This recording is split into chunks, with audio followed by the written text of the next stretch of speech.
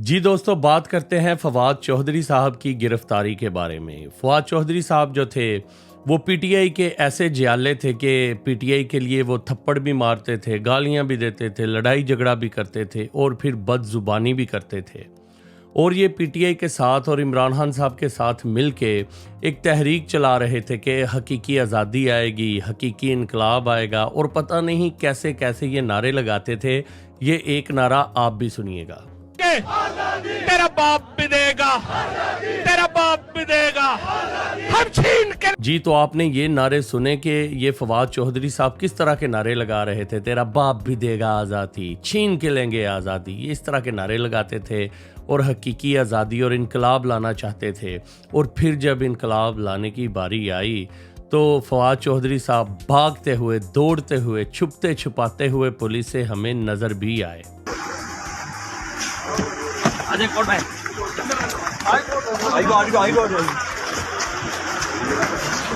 देखिए बहुत कोई देखिए कोई नहीं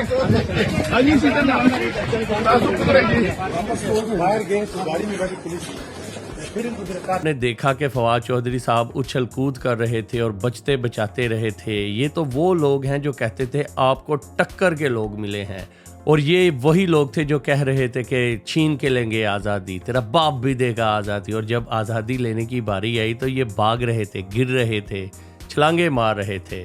और दोस्तों फिर क्या हुआ कि फवाद चौधरी साहब ने तहरीक इंसाफ जो है वो छोड़ दी और फिर एक नई पार्टी जो जहांगीर तरीन साहब के बैनर के नीचे बनी उसके मेंबर बन गए और उसके अंदर जाके अपना मुंह छुपाते रहे।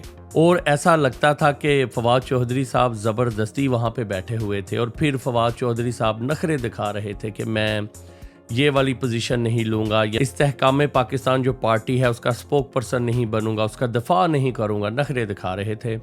और दोस्तों नखरे तब दिखाए जाते हैं कि जब आप अपनी मर्जी से आगे आए हों, मगर जब आपको रियासती अदारे और रियासती ताकतें आपको लाएं तो फिर वो नखरा नहीं होता, वो वैसी ही बात माननी पड़ती है जैसा वो कहते हैं। क्योंकि रियासती अदारों ने ही आपको मजबूत किया, आपको तहरीक इंसाफ के अंदर लाया गया और फिर आपको ताकतवर इतना बना दिया कि आप लोगों को, सहाफ़ियों को थप्पड़ मारते फिरते थे और फिर लोगों को गालियां देते थे। जब आप अपनी पावर से ना आए हो तो फिर नखरा नहीं दिखाया जाता। बहरहाल मेरी ये गुजारिश है हुकूमत पाकिस्तान से और कानून नाफज करने वाले इदारों से कि अगर फवाद चौधरी साहब ने कोई गुनाह किया है, उनका जुर्म सामने लाया जाए और लोगों को तफसीलात बताई जाएं। क्योंकि नाजायज़ किसी को गिरफ्तार करना भी अच्छी बात नहीं, चाहे फवाद चौधरी साहब का रैकेट कितना ही गंदा क्यों ना हो, मगर इंसानी जो हकूक़ हैं उसकी बेस के ऊपर फवाद चौधरी साहब के जो जुर्म है वो बताए जाने चाहिए